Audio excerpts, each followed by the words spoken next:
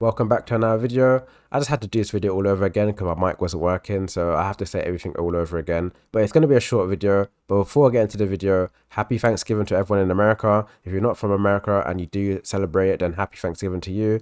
But yeah, I had to make this video all over again because my mic wasn't working, which is so annoying. So judging by the title, and you're obviously here for the title, how to do more damage in Grayshroom. Now it's going to be more of a organized guild thing at the end of the video. So during the end, it's going to be for more organized guilds. For the beginning of the video, it's going to be for more individual thing. So if you're slacking in damage yourself, then this is for you. And then towards the end of the video, if you're in a more organized, serious guild, then that side of the video is going to be more important for them and not for you.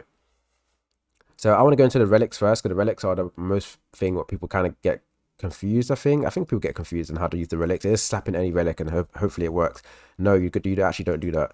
You want to use the Vulcan Hammer in there. It looks troll. I know it looks troll, but it's not troll. In the passive, it has damage increase. So if you can see here, if you pull up your game, if it's too small, you can see that when this relic's equipped, everyone increases more damage for the whole allied team in Grayshroom by 55%. And then, of course, if you get to 9-star, you get to 50%. And I think below 6 stars, like 25 or something like that. But anyway, if you equip this in your third slot, I know people can put it in your first or second. I would advise put it in your first or second because it's only the passive we care about, not actually relic applying. We need the passive. If you put the passive and the relic in the third slot, the passive would always work regardless if it's activated or not.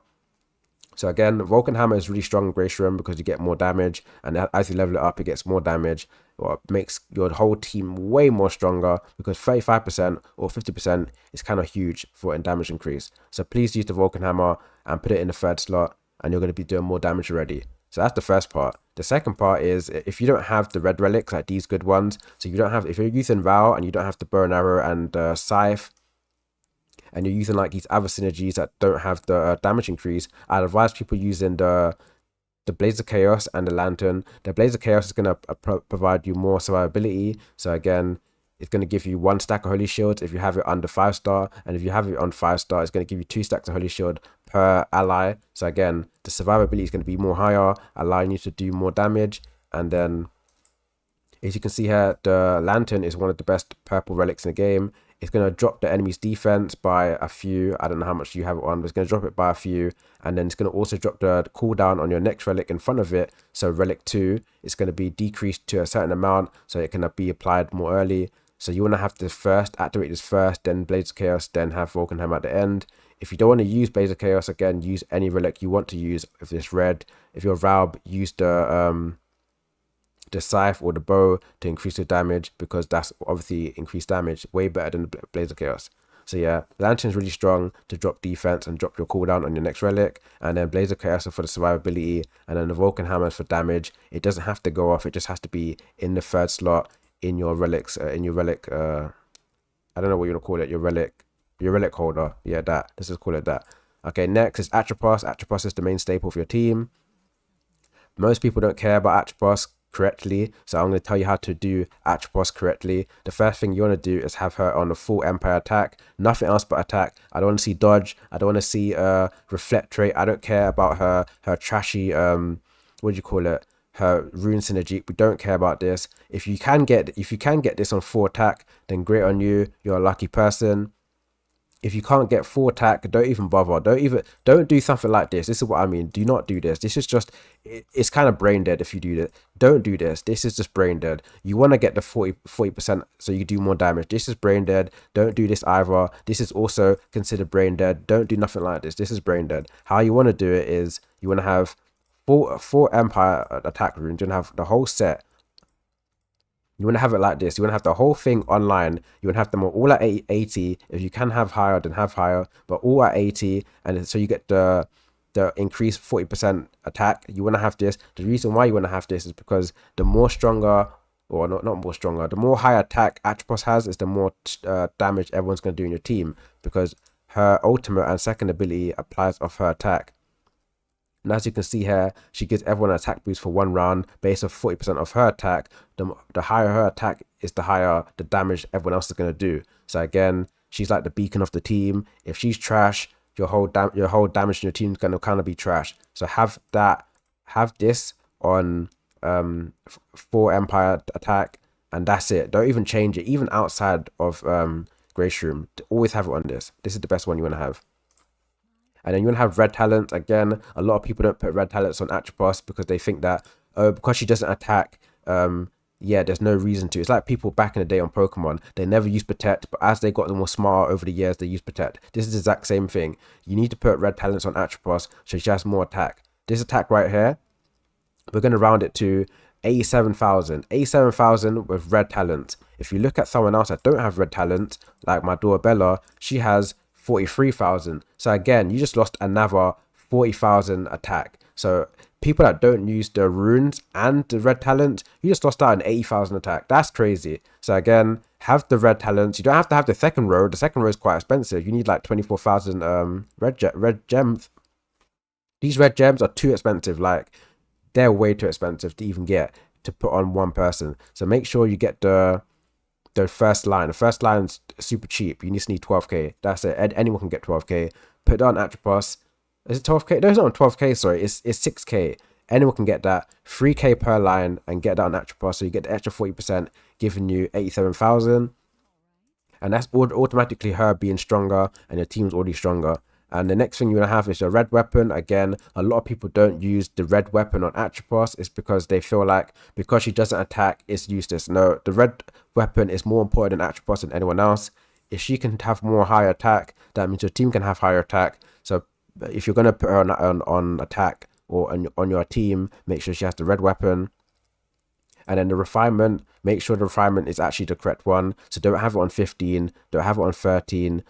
Make sure it's on 16 so you get the extra 2%. Don't push it any further to 17 unless you can get to 20%. The more refinements you have on your team is the more it can spread to your team. So if your first 5 line of heroes, or your main five is like all 16, so like this for example, if they're like this, wait, like this, yeah, but they're all 16, that means everyone in your team and the people outside of your team have the 2%, increasing your overall power up the top and increasing your Atropos power. So make sure you have this and get an extra 2%. I know it's 2%, but it still scales off everything else as I just said. So have this with the red weapon and have it leveled up, and then the red talents, and then have Striker unlocked, and then yeah, your Atropos should look like this. If your Atropos is better than mine, then of course that's great, but it should look like this. This is a standard. And the next thing you want to do is go to the Grayshroom, or yeah, the guild part, and then you have the tome. I've made a video on this on how to make a perfect sage tome. You need to have this perfect. You can't have this random. Just because you use Mystifier don't mean you level it up to 150. Sometimes the Mystifier one is garbage. So the Glorian one needs to be at 130 or 150. This is the best one in the game. Even if you don't use Glorian, it's still the best one.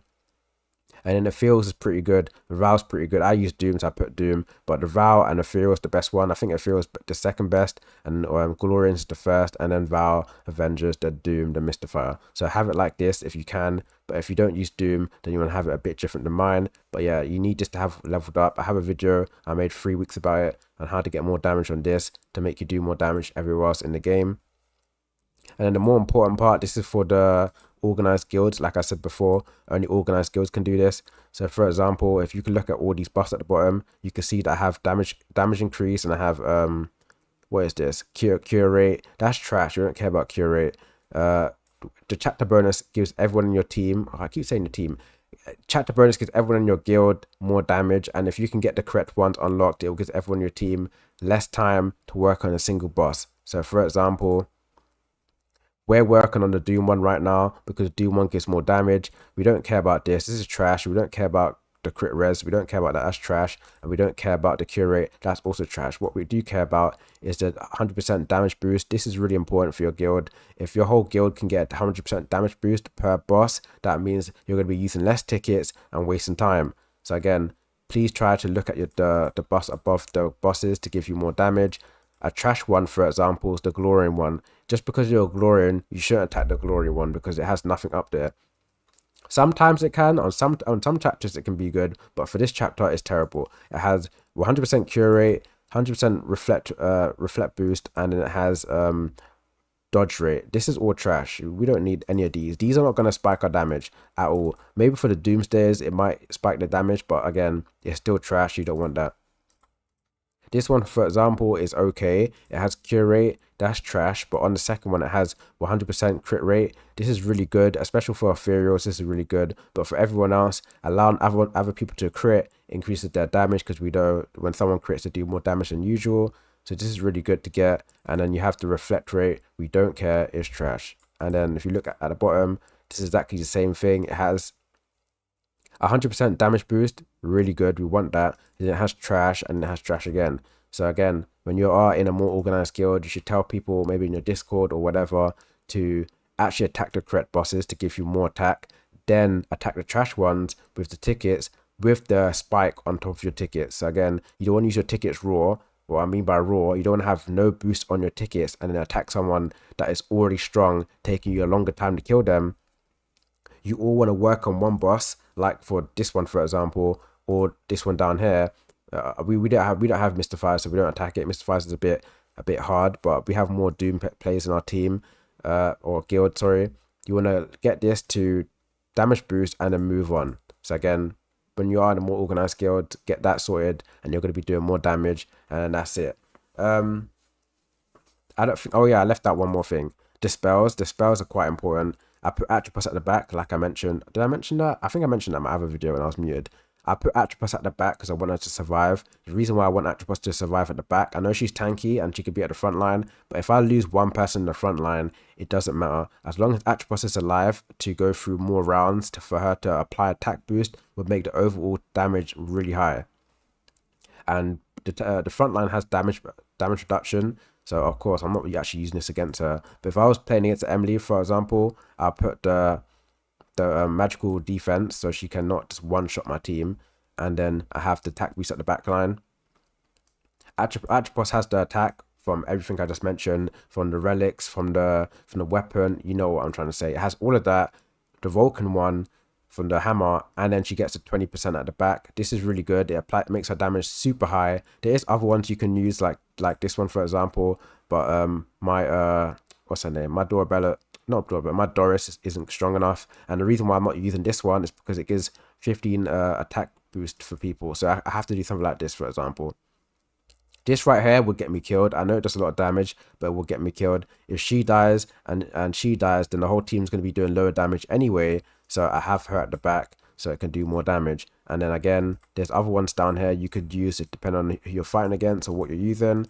But I'm just using these for now. These two, I want to get them higher, like purple gold over time. But I just use these because they give me more attack for Atropos and they give the backline more attack. Regarding if they're magical or physical, it doesn't matter. Then the front line is more tanky. Depending on who I'm fighting, the front line is more tanky, allowing them to not die, so the back line can do a lot of damage. So this is what I'm trying to go for when I'm playing Grayshroom, something like this over time. With my relics, again, my relics is like this. I have damage 1, sustain, and I've got the Vulcan hammer. I do want to use something else when I have better relics, but for now, it's going to be looking like this. So yeah, if the video did help you, please like and subscribe, and I'll probably make a spell video or more in-depth one tomorrow when I have time. But for now, I can't put it in this video because it's just going to be for like 20 minutes. But yeah, I'll make a advanced spell, what are these even called? Whatever they're called, the spell things. I'll make a guide on that. But yeah, thanks for watching.